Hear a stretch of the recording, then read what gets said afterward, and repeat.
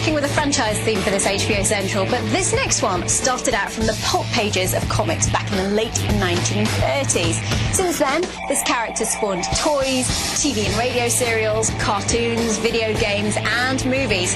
I am, of course, talking about the one and only Caped Crusader himself, Batman, and we have got a whole lot of The Dark Knight Detective this month on HBO, just for you.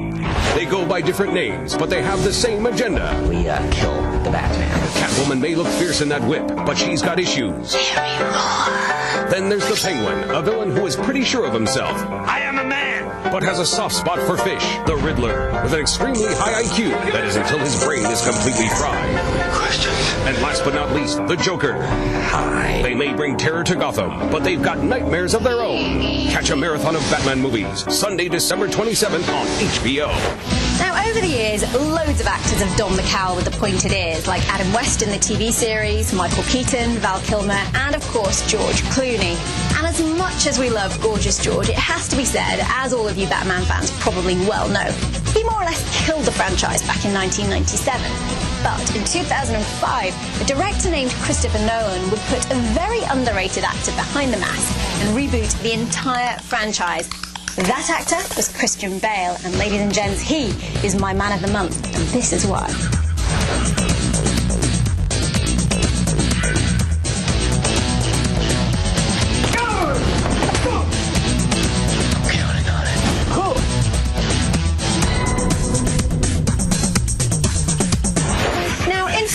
After the rave reviews from Batman Begins 4 years ago, it was going to be pretty hard to top that movie.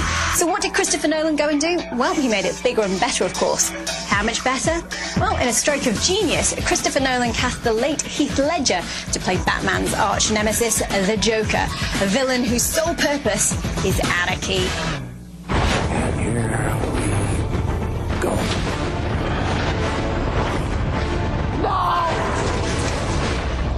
Let's put a smile on that face.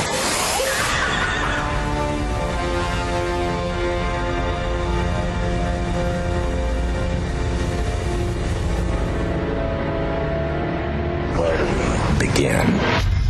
A year ago, these cops and lawyers wouldn't dare cross any of you.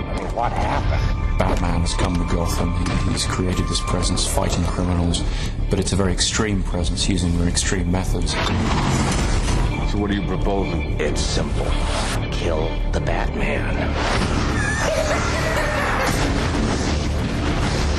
Here's my card. Things have not gone the way that Bruce would have liked. And he's realizing that as much as he has helped, that he has also been responsible for escalation. He has new enemies to protect the city from. Targeting me won't get their money back. I knew the mob wouldn't go down without a fight, but this is different.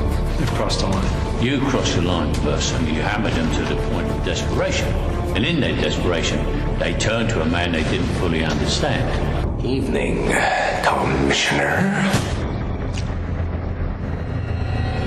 Why so serious?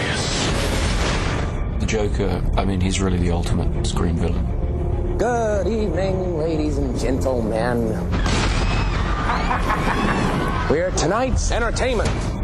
The Joker presents Batman with this sort of ultimate test of how far is he prepared to go in order to defeat this criminal. There's a Batman. How do you fight somebody who is bent on destruction, and even if that means self-destruction? Oh, you want to play? Come on. The enemy who has no rules, the enemy who's not out for anything, who can't be understood. To me, that was the most frightening form of evil. Joker has no limits. Batman does have limits. He won't kill. They're fighting mentally as much as they are physically. I've seen how it would have to become to stop men like him.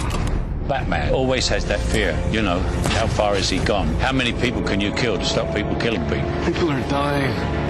What would you have me do? Endure. You can be the outcast. You can make the choice that no one else will face. Batman must take off his mask and turn himself in. Every day he doesn't, people will die. There is no Batman without it being a real roller coaster and without a formidable foe. Some men aren't looking for anything logical. They can't be bought, bullied, reasoned, or negotiated with. Some men just want to watch the world burn. You either die a hero or live long enough to see yourself become the villain. The night is darkest just before the dawn. And I promise you, the dawn is coming. For me, it's an experience that takes me back to when I was a kid going to the movies and the scope and scale and grandeur that great cinema could have. When the chips are down, these civilized people, they'll eat each other. You'll see. I'll show you.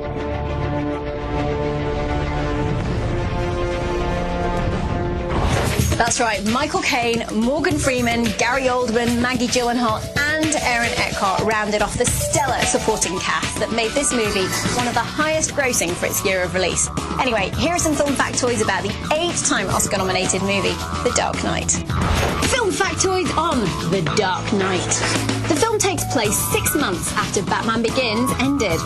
And this is the first Batman feature film that doesn't incorporate the word Batman in its title. There you go. It's also the first Batman film with no live action or CGI bats. I need a new suit. It's the first Batman movie, both live action and animated, not to feature Bruce Wayne in a tuxedo. Yeah, 3 buttons is a little 90s, Mr. Wayne. And it's the first Batman movie that doesn't feature Bruce Wayne's mansion. Nice when Wayne Manor's rebuilt. Bruce Wayne develops and wears a brand new batsuit in the film. This one was an improvement on the outfit from Batman Begins and made Christian Bale more comfortable, agile, and in my opinion, much sexier in his performance.